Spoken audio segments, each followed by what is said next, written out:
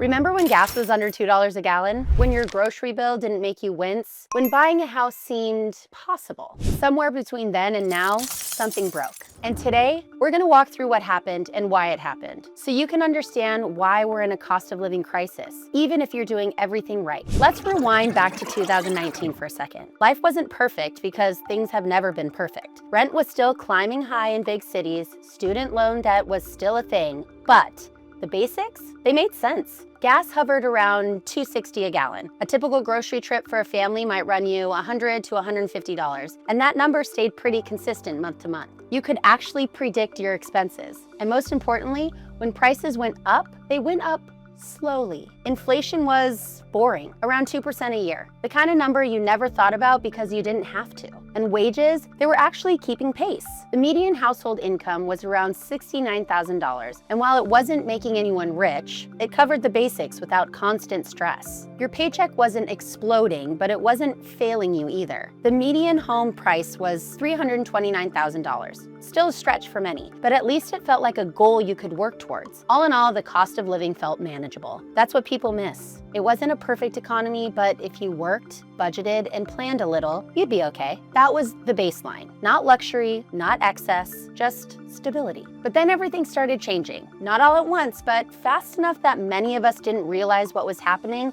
until it was already too late. So what happened exactly? The first wave came in March of 2020 when COVID hit, and by now you probably know what happened next. Government stepped in to keep things from collapsing, and then we had way more money circulating and way fewer goods moving around. It was basically like turning on every faucet in the house when the drain is clogged. Nothing happens at first, but little by little, the damage is being done. Then wave 2 hit in 2021. The world started reopening. People went back to work, and spending finally came roaring back to life. People were happy to be out and living normally again. But the supply chains, still broken. So what happened? Demand spiked, but the supply couldn't keep up with it. And that's exactly when people started noticing a change in cost of living. And it started in the most annoying place first. The place everyone goes to survive, the grocery store. Your cart looked the same, but your bill, not the same at all. Food prices saw a 6% jump in one single year, which might not sound wild until you realize that food prices had barely moved for years before that. So everyone felt it, and that's when things started feeling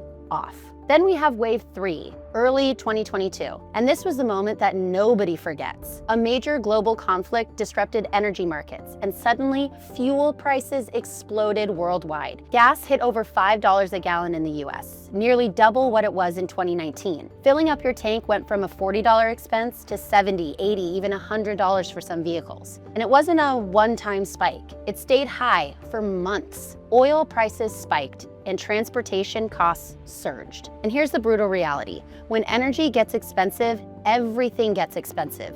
Food, shipping, utilities, all of it skyrocketed because everything has to be transported, heated, or powered. Things went from annoying to deeply upsetting, and everyone felt it. But there was more. Wave 4 hit in mid to late 2022. This was the moment all of the pressure combined and peaked. Groceries spiked over 11% in a single year, the fastest increase in 40 years. That $160 grocery bill from 2021, now it was pushing $180. Eggs that used to cost $1.50 a dozen were suddenly $4 or $5. A pound of ground beef went from $4 to $6 or $7. Inflation peaked around 9% in the US, the highest since 1981, and even higher in other countries like the UK that saw 11% inflation. Your paycheck was growing, but your costs were growing nearly twice as fast. You were literally getting poorer every month, even if you got a raise. People stopped saying typical things like, gee, things are getting pricey. And they started saying things like, I don't know how we're supposed to keep doing this, or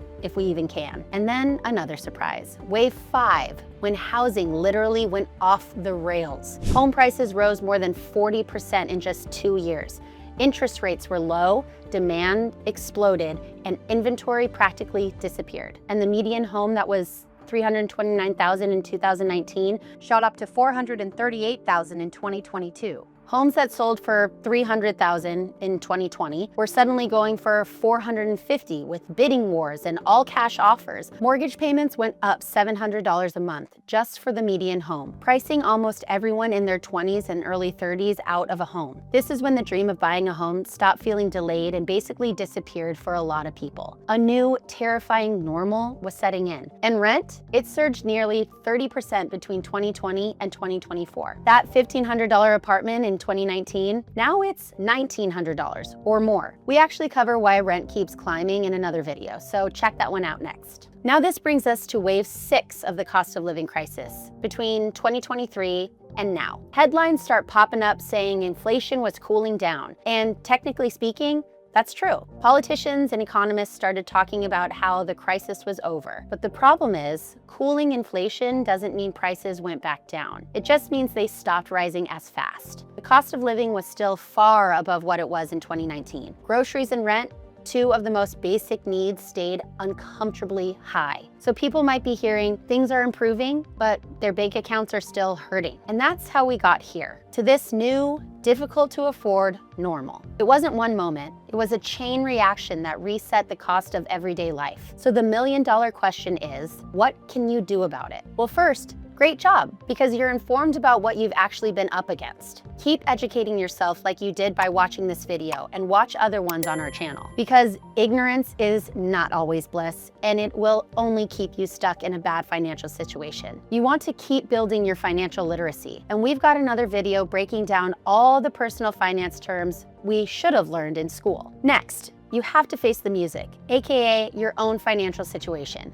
Do you have high interest debt, like a big credit card bill that you need to pay off? If so, watch our video on how to pay off debt without extra cash. Do you have savings? If not, it's time to build it, because this is the foundation of financial safety. I know this is easier said than done, which is why we've published videos with the money milestones for your 20s, 30s, and 40s. You can check that out next. But of course, emergencies happen. Cars break down, or maybe you have medical bills. And no matter what, do not resort to a payday loan that traps you in debt. When you need cash fast, there are safer options like personal emergency loans from high-rated lenders like CreditNinja. You apply online and can get up to $5,000 same day. So the bottom line is, you're not imagining the world getting more expensive. And no, it has nothing to do with being bad at money. The cost of living didn't jump because people forgot how to budget. It changed because a series of waves reset the baseline, and it never went back to normal. Everything costs more, and your paycheck simply can't keep up. It's not personal failure, it's math. Thank you for watching, and see you on the next one.